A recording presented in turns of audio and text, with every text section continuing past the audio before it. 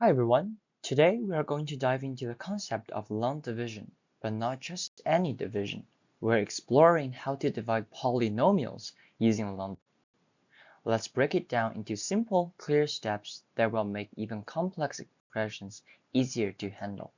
And the content that we're going to bring today's video will be review of integer division, polynomial division, ways to write the solution, and common mistakes to avoid.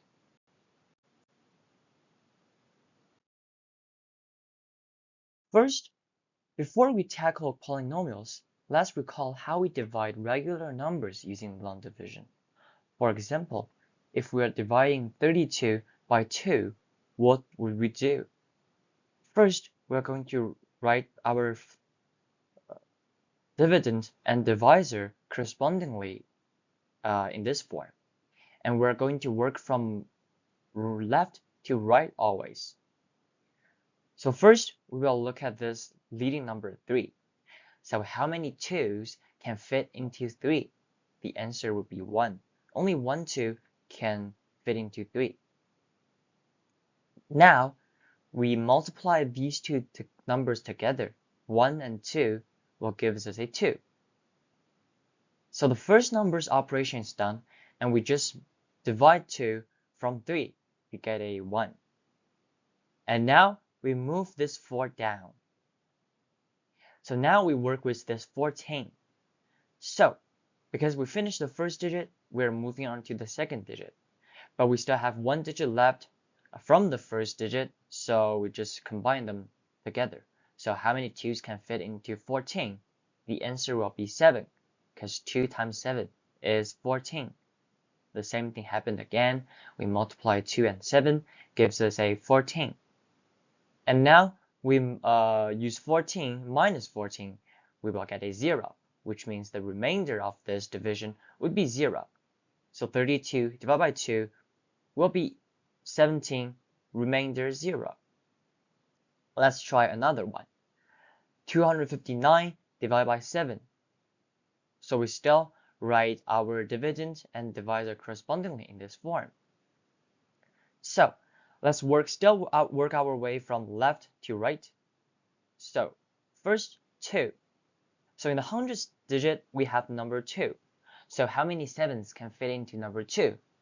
And we can tell that there's a 2 is too small to fit in any 7.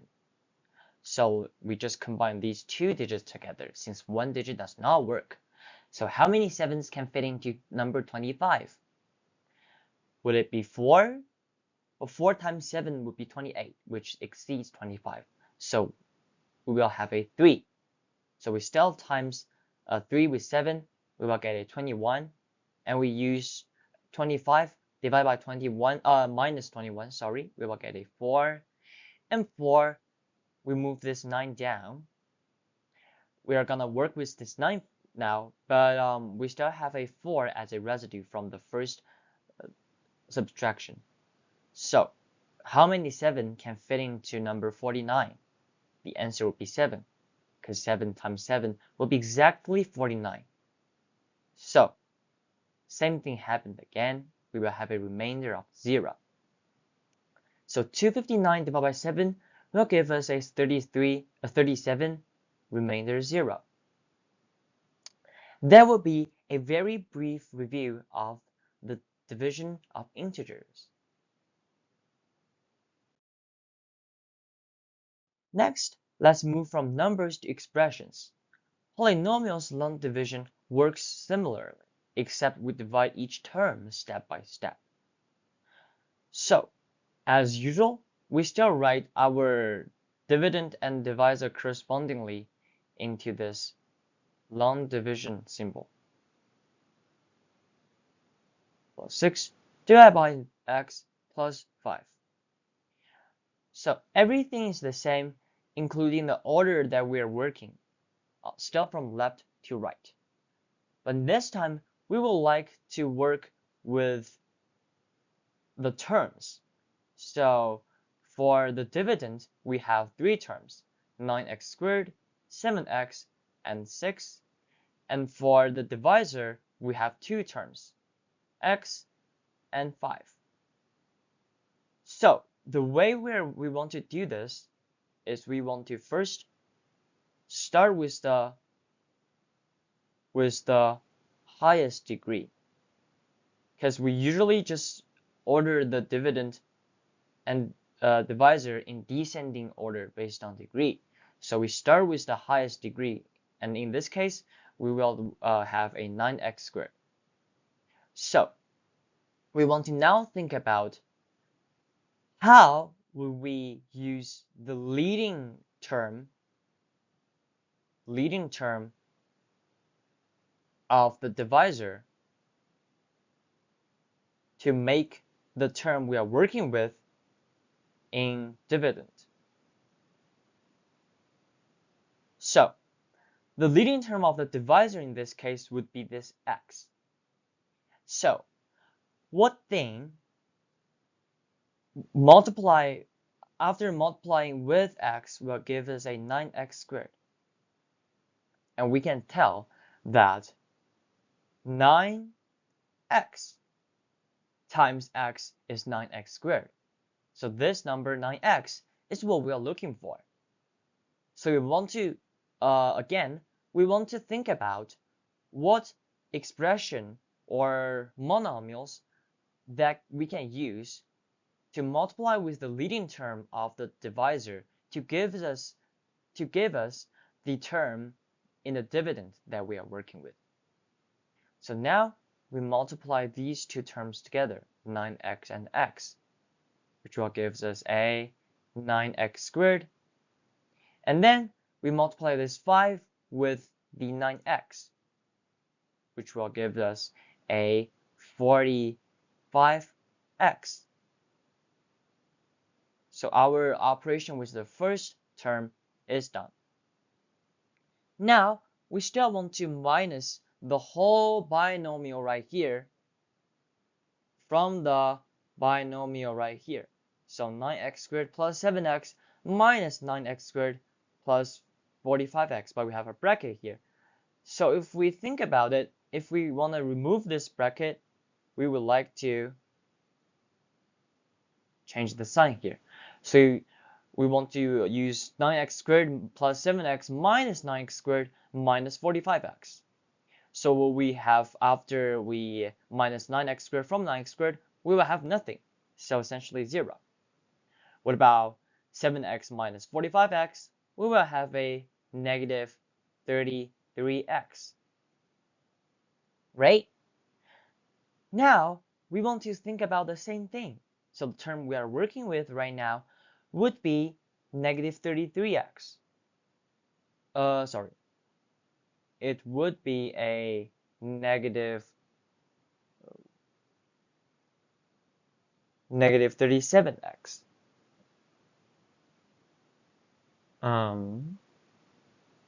Yes. Oh, sorry. Negative 38. So, still, we want to look at what term that we are going to write here. We are going to write down right here that we can use to multiply with the leading term in the divisor x to give us a monomial such as negative 38x, because that's the term we are currently working with. So we can see that after multiplying x with negative 38 will give us a negative 38x. I want to multiply this with this, which will give us a negative 38x.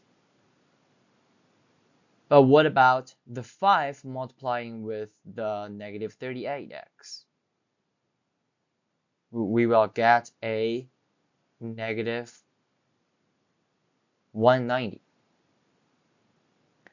So we still would like to minus the binomial on the bottom from the binomial on the top. So after removing the bracket, we will get something like this. So we change the sign in there. So negative 30x and 38x gives us a nothing, 0. 6 plus 190 gives us a 196. And this would be remainder because we don't have anything here to work with.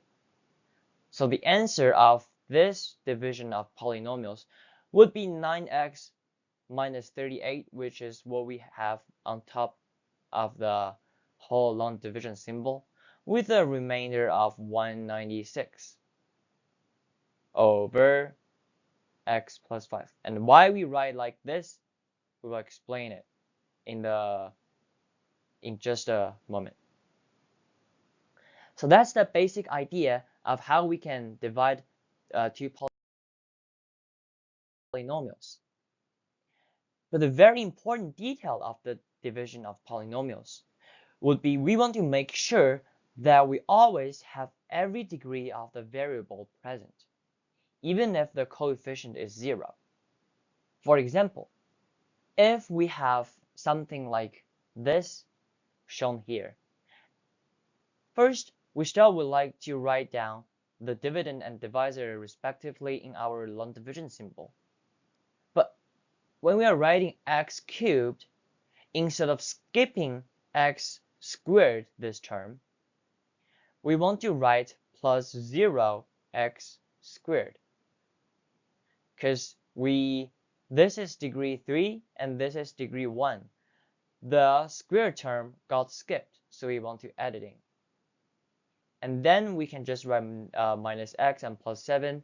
And for the divisor, not necessarily. It's just the dividend. And now we can use the same strategy to complete the division. So we start from the leading term. We start working from left to right. And we start from the leading term of the dividend. So what number can we use to multiply with the leading term of the divisor, x, to give us a x cubed, which is the term in the dividend that we are working with right now. And we can see that if we multiply x by a x squared, we will have a x cubed. And negative 3 and x squared, we will have negative 3x squared.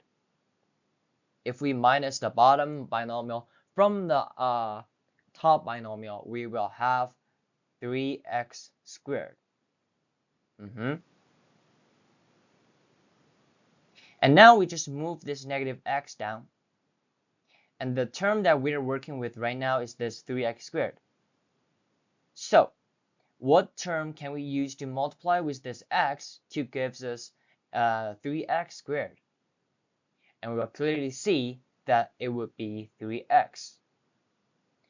So 3x squared, which is the result when we multiply x with 3x.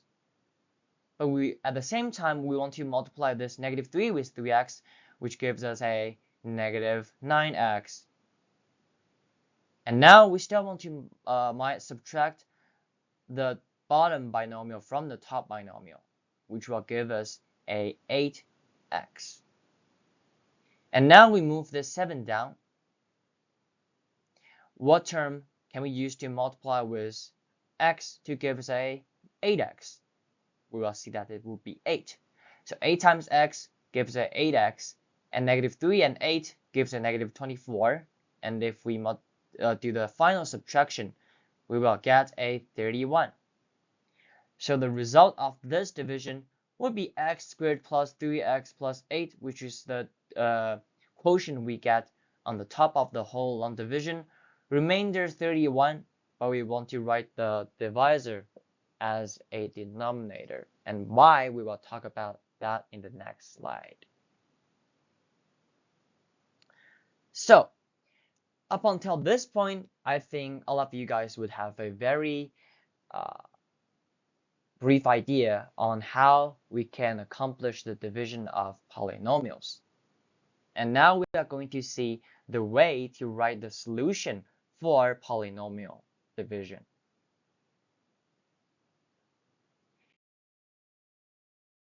We have essentially two ways to write the solution for polynomial division. The first way is to write in such a way that polynomial, which is the original polynomial, equals to divisor times quotient plus remainder. So let's go back to the previous example. Can we? No, we can't. So let's say we have something like x squared plus 2x plus 1. If we divide that by x plus 1, we will get another x plus 1, because this is a perfect squared trinomial. So we can write that as x plus 1, which is one of our divisor, and the quotient we are going to get will also be x plus 1, and plus remainder, which would be 0, and in this case we'll just omit that 0. And we simplify that to this. And the second way we can write the solution for polynomial division would be the original polynomial as the numerator divided by divisor as the denominator equal to quotient plus remainder divided by divisor. And this is the form I'm using in the previous two examples. And now we are going to use these two ways of writing solutions for polynomial division to write the solution of this polynomial division right here. So first, we still want to do the division first. So let's just work on that together as a practice. So let's write the dividend right here and divisor right here. So first, we want to working from left to right, from the leading term of the dividend and the leading term of the divisor first. So what term we can write down right over here that can multiply with the leading term of the divisor, which is x, to give us a 2x squared, which is the term that we are working with in dividend. We're gonna see it would be 2x.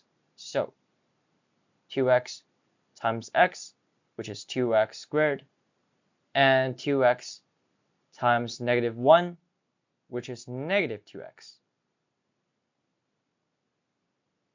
And we minus the bottom binomial from the top binomial, we will get a 9x. And then we move down the negative 9, and we can see that what term can we write down right over here to multiply with x to give us a 9x, which would be positive 9. Positive 9 times x will be 9x, and positive 9 times negative 1 will be negative 9.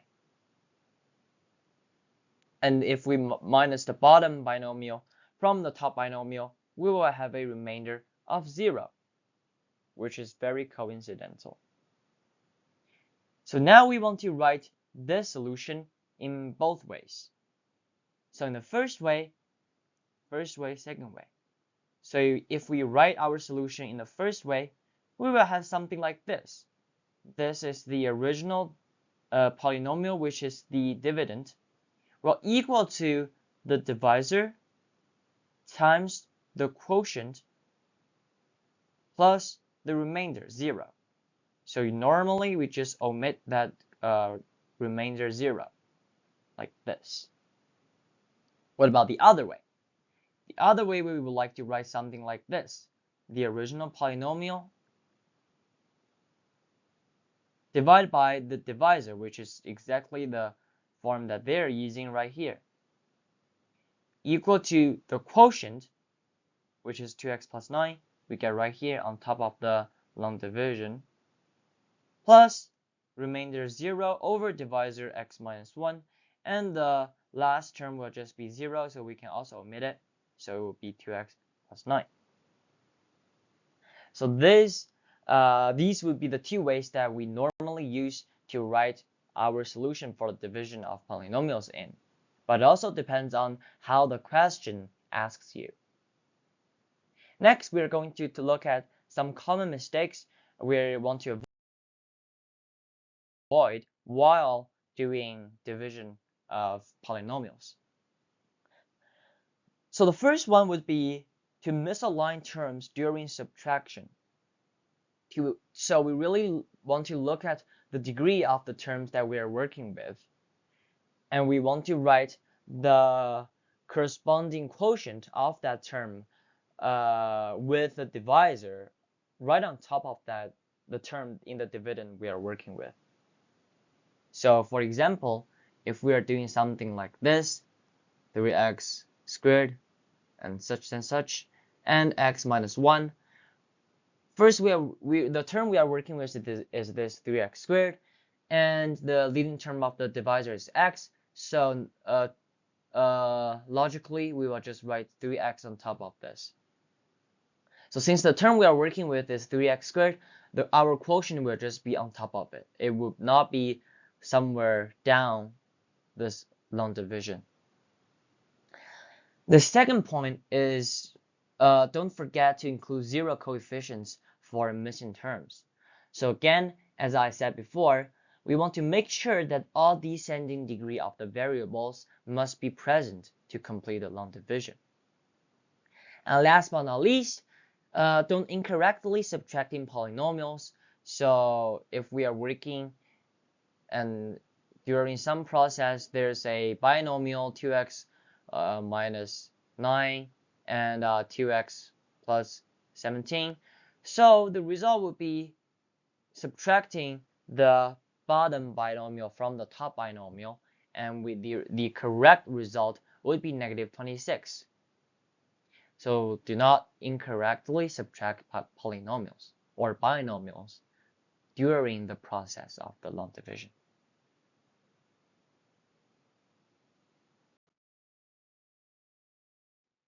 And boom, I think that's all for the division for polynomial using long divisions. Thanks for your attention.